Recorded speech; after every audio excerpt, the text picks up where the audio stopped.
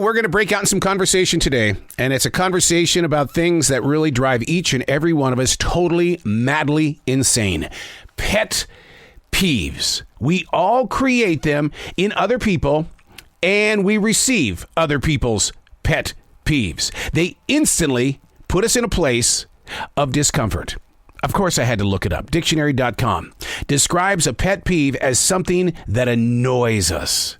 A business who has poor customer service is a pet peeve.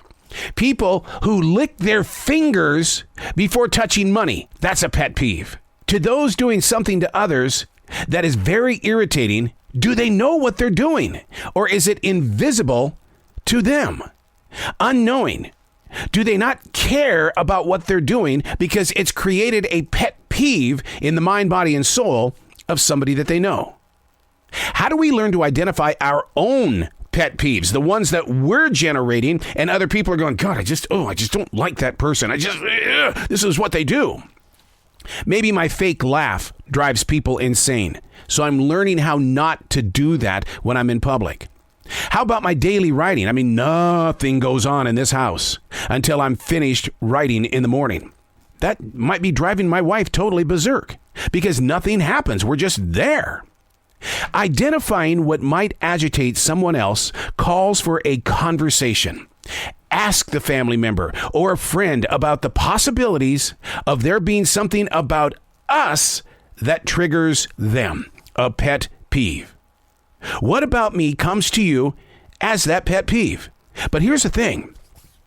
You've got to be prepared for the truth.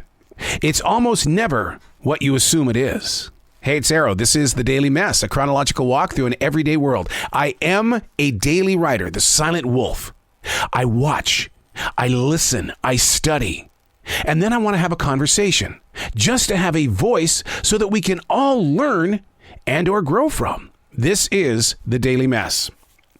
Well, it's no hidden secret. I am a time freak. Yet I find just enough time to waste time. I feel like a giant mall or a shopping center. You know, they need those giant stores to bring people in, those anchor stores.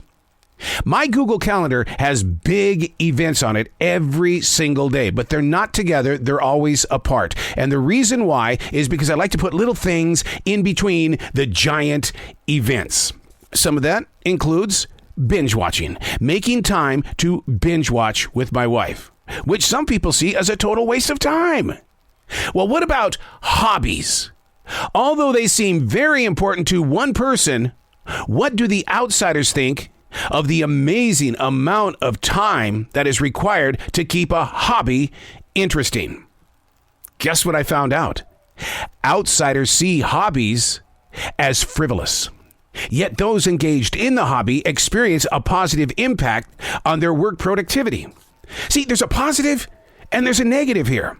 But how do we get them to come together in a place of peace and compassion? Who is being affected? How are they being affected? And what can we do to help create a solution? In some cases, people are locked so deeply into their hobby that they lock themselves away from family and friends. And I think I do that with my writing. I think I do that with my podcasting. I step into my own area and I don't put anything else in it.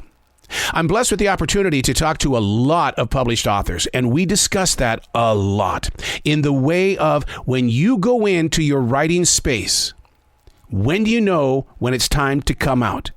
And a lot of creative people will say, I do all of my writing at night. I get my family time in, I get my personal time in, and then at night, especially musicians, they go into the studio at night when everybody else is resting. Are you a time freak?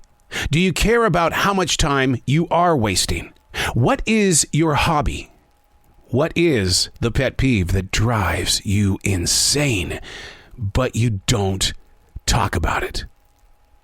I'm Errol, and that's The Daily Mess.